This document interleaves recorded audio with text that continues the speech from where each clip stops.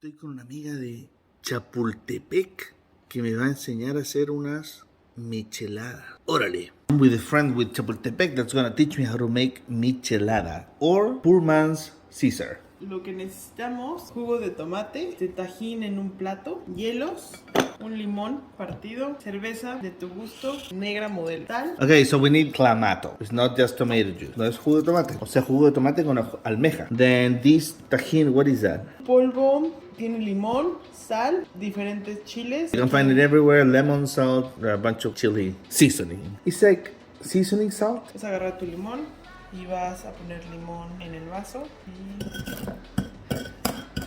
Y lo siguiente es poner hielos en el vaso. ¿Y qué pasa si los pones fuera del vaso?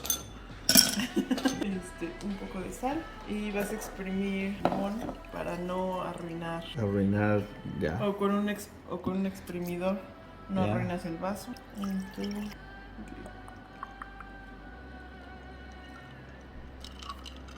Prácticamente son 3/4 de tomate, de clamato.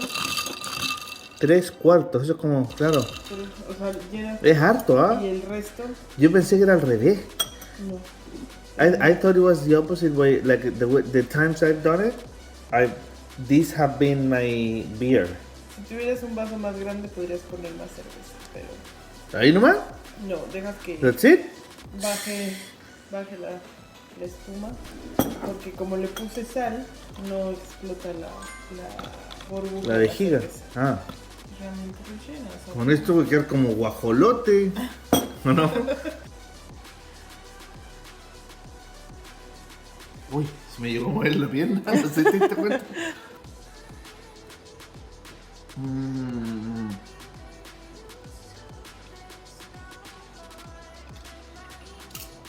Ah. ¡Ay, qué rico! Lo bueno. Ah. Lo bueno de esto es heladito. Pretty cold is so good. It's super refreshing and it's not like a beer because it's much more flavorful. Tiene muchísimo más sabor que una cerveza y te cura menos, ¿ah? It also makes you less drunk. The only thing is that it makes you bloated a little bit. Te hincha un poco más, sí. Este trago te gustaría tomarlo al día siguiente de una cruda. cruda. Cuando estás con caña, hangover. Ajá. Te resultaría.